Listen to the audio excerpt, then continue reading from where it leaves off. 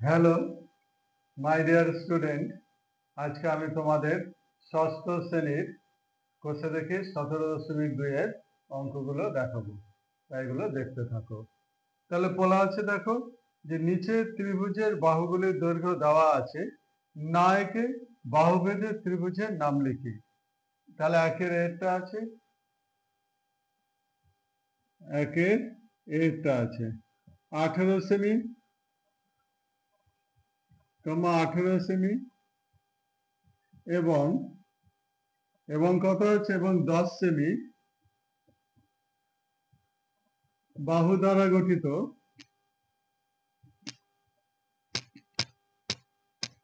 ত্রিভুজটি বাহু ভেদে সমদ্বিবাহু ত্রিভুজ,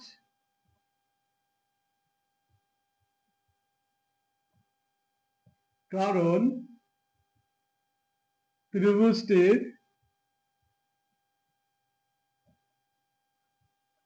দুটি বাহুর দৈর্ঘ্যই সমান।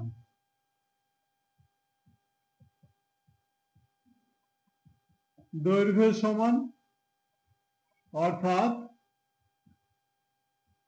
18 সেমি। দেখো, তাহলে সমদ্বিবাহু ত্রিভুজ তোমাদের জানতে হবে। তাহলে সমদ্বিবাহু ত্রিভুজ কাকে বলে? যে ত্রিভুজের দুটি বাহুর দৈর্ঘ্য সমান।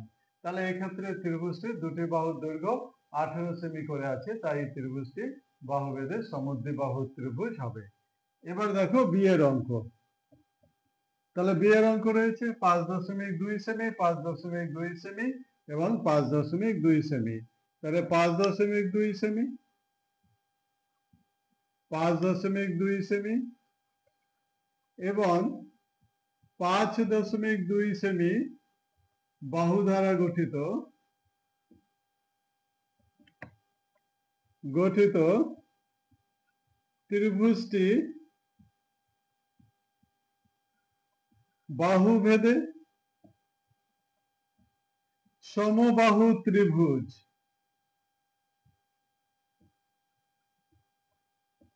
কারণ এই ত্রিভুজটির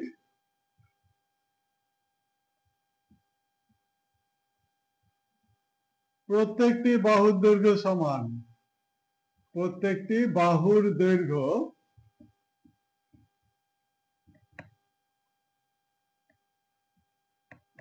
দেখো, তাহলে ত্রিভুজটির প্রত্যেকটির বাহুর দৈর্ঘ্য সমান। বাহুর দৈর্ঘ্য কত? 5.2 সেমি করে। তাহলে এটা জেনে রাখো যে সমবাহু ত্রিভুজ কাকে বলে? যে ত্রিভুজের প্রত্যেকটি বাহুর দৈর্ঘ্য সমান তাকে সমবাহু ত্রিভুজ বলে। এক্ষেত্রে এখানে 5.2 সেমি, 5.2 সেমি এবং 5.2 সেমি রয়েছে, প্রত্যেকটা বাহুই সমান, তাই ত্রিভুজটি সমবাহু ত্রিভুজ। এবার দেখো সি এর অঙ্কটা দেখো। সি এর অঙ্ক বলা আছে 8 সেমি, 2 সেমি এবং 9 সেমি। তাহলে 8 সেমি, 2 সেমি এবং 9 সেমি বাহু দ্বারা গঠিত ত্রিভুজটি বিষমবাহু ত্রিভুজ।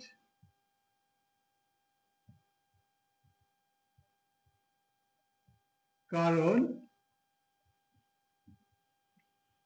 ত্রিভুজটির তিনটি বাহুর দৈর্ঘ্যই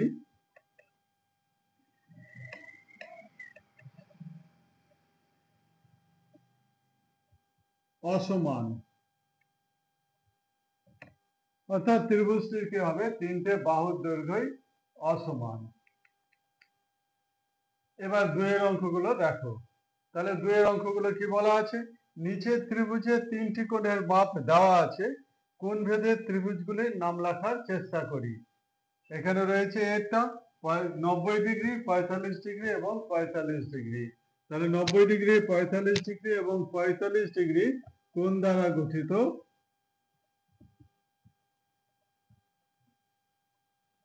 কোণ ভেদে ত্রিভুজটি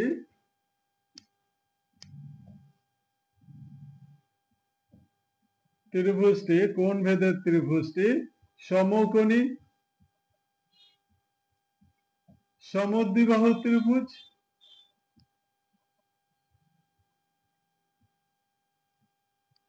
কারণ ত্রিভুজটির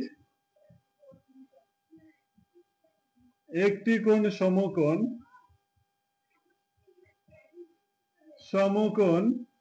এবং দুটি কোণের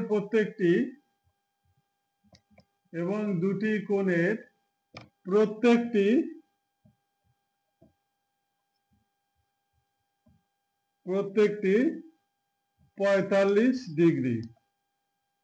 দেখো তাহলে এটা হচ্ছে সমকোণী সমদ্বিবাহু ত্রিভুজ। তারপরে বিয়েরটা দেখো, বিয়েরটা রয়েছে 90 degree, 30 degree, 60 degree, 90 degree, 30 degree এবং 60 ডিগ্রি কোণ দ্বারা গঠিত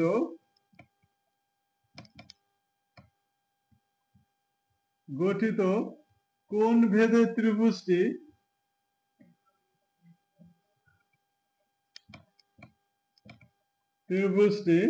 সমকোণী ত্রিভুজ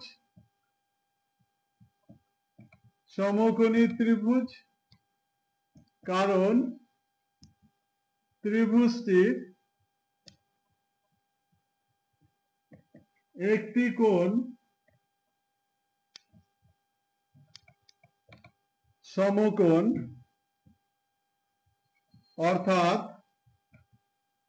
90 ডিগ্রি। দেখো তাহলে 90 ডিগ্রি, 30 ডিগ্রি এবং 60 ডিগ্রি কোণ দ্বারা গঠিত কোণ ভেদের ত্রিভুজটি সমকোণী ত্রিভুজ হবে, তার কারণ একটি কোণ 90 ডিগ্রি অর্থাৎ সমকোণ রয়েছে। তারপরে রয়েছে সি এর অঙ্ক। সি এরটা রয়েছে 75 degree, 70 degree, 35 degree, 75 degree, 70 degree এবং 35 ডিগ্রি। 75 ডিগ্রি, 70 ডিগ্রি এবং 35 ডিগ্রি কোণ দ্বারা গঠিত কোণ ভেদের ত্রিভুজটি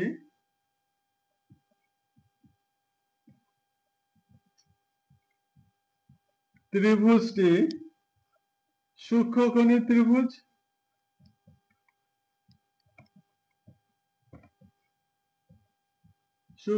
ত্রিভুজ কারণ ত্রিভুজটির প্রত্যেকটি কোণ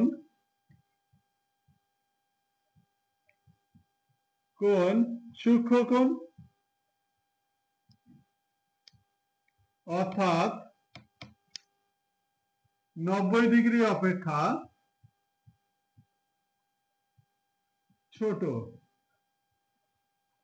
তাহলে সূক্ষ্মকোণী ত্রিভুজ তাদেরই বলে যে ত্রিভুজের প্রত্যেকটি কোণ হচ্ছে সূক্ষ্মকোণ, তাদেরকে বলা হবে সূক্ষ্মকোণী ত্রিভুজ।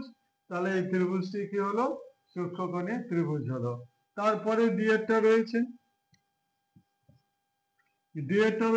60 ডিগ্রি, 60 ডিগ্রি, 60 ডিগ্রি। তাহলে 60 ডিগ্রি, 60 ডিগ্রি এবং 60 ডিগ্রি কোণ দ্বারা গঠিত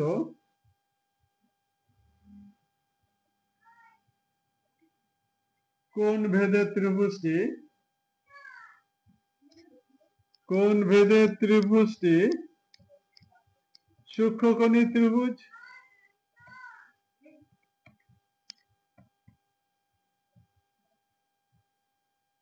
কারণ ত্রিভুজটির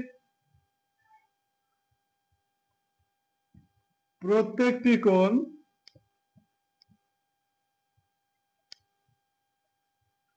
সূক্ষ্মকোণ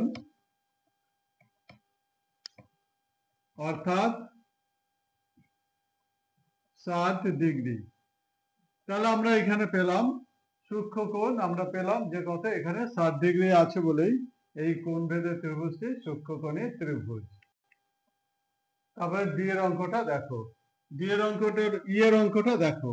ইয়ের অঙ্ক রয়েছে 120 ডিগ্রি, 30 ডিগ্রি এবং 60 ডিগ্রি কোণ দ্বারা গঠিত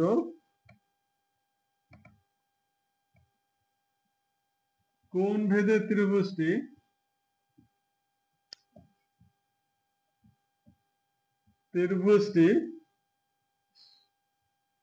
স্থূলকোণী ত্রিভুজ, স্থূলকোণী ত্রিভুজ কারণ ত্রিভুজটির একটি কোণ স্থূলকোণ অর্থাৎ 120 ডিগ্রি। তাহলে ত্রিভুজটির একটি কোণ স্থূলকোণ আছে, অর্থাৎ কত আছে? 120 ডিগ্রি রয়েছে। এবার দেখো 3 অঙ্ক।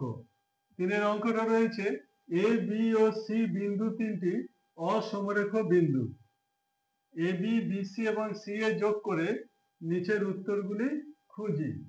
তাহলে এখানে রয়েছে দেখো এই একটা এ বি আর সি অসমরেখ বিন্দু ছিল, এখানে এ বি বি সি এবং সি এ এই তিনটাকে যোগ করে দেওয়া হয়েছে। তাহলে যোগ করে আমাদের কি বার করতে হবে? সরল রেখাংশগুলি যোগ করে যে জ্যামিতিক চিত্র পেলাম তার নাম কি? তাহলে আমরা কি চিত্র পেলাম? আমরা পেলাম হচ্ছে ত্রিভুজ এ বি সি।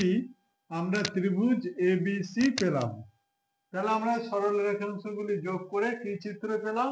ত্রিভুজ এ বি সি, এই ত্রিভুজটি পেলাম। তারপরে বলা আছে কি যে বিসি বাহুর বিপরীত কোণের নাম কি? তাহলে বিসি বাহু, তাহলে এখানে বিসি বাহু আছে, তাহলে বিসি বাহুর বিপরীত কোণ হলো এ কোণ। তাহলে বিসি বাহুর বিপরীত কোণের নাম কোণ বি এ সি। তাহলে আমরা এই কোণটা আমরা পেলাম। তাহলে কি কোণ পেলাম? কোণ বি এ সি, এই কোণটি আমরা পেলাম। তারপরে আছে বিসি বাহুর বিপরীত হলো এসি বাহুর বিপরীত কোণের নাম কি? তাহলে এসি, এই এসি বাহুর বিপরীত কোণ হচ্ছে এই বি কোণটা রয়েছে। তাহলে আমরা লিখব কি? কোণ এ বি সি, আমরা এই কোণটি পেলাম। তাহলে এসি বাহুর, এখানে এসি বাহু আছে, এসি বাহুর বিপরীত কোণ কি আছে? বি কোণ পেলাম। তাহলে যে কোণটিকে আমরা বুঝাবো সেই অক্ষরটা সবসময় কোথায় থাকবে? মাঝে আমাদের রাখতে হবে। তারপরে বলা আছে কোণ বি এ সি, কোণের বিপরীত বাহুর নাম কি? তাহলে কোণ বি এ সি, তাহলে এই কোণটার বিপরীত বাহু আমরা পাবো বি সি বাহু পাবো, বি সি। তাহলে আমরা কি পেলাম? আমরা কোণ বি এ সি কোণের বিপরীত বাহু পেলাম, বি সি বাহু পেলাম। তারপরে আমরা কি পেলাম দেখো, তাহলে কোণ এ সি বি কোণের বিপরীত বাহুর নাম কি? তাহলে এ সি বি, তাহলে কোণ এ সি বি, তাহলে এই কোণের আমরা বিপরীত বাহু পাবো এ বি বাহু পাবো, এ বি। তাহলে আমরা কি পেলাম? এ বি বাহু পেলাম। তারপর দেখো 4 অঙ্কটা। তাহলে 4 অঙ্ক কি বলা আছে? যে ঠিক না ভুল বুঝে লিখি। দেখো ঠিক না ভুল বুঝে লিখতে হবে। তাহলে কিভাবে লিখতে হবে? দেখো সমকোণী ত্রিভুজের সবচেয়ে ছোট বাহু অতিভুজ। দেখো তোমাদের সুবিধার্থেই আমি বোর্ডে এটা লিখে নিয়েছি, আর যদি না লিখে নিই তাহলে ভিডিওটা অনেক লম্বা হয়ে যাবে। তাই ভিডিওটা যাতে অত লম্বা না হয় তার জন্য আমি আগে থেকে এগুলো লিখে এই উত্তরগুলোকে সব আমি করে দিচ্ছি। তাহলে এখানে কি সমকোণী ত্রিভুজের সবচেয়ে ছোট বাহু অতিভুজ।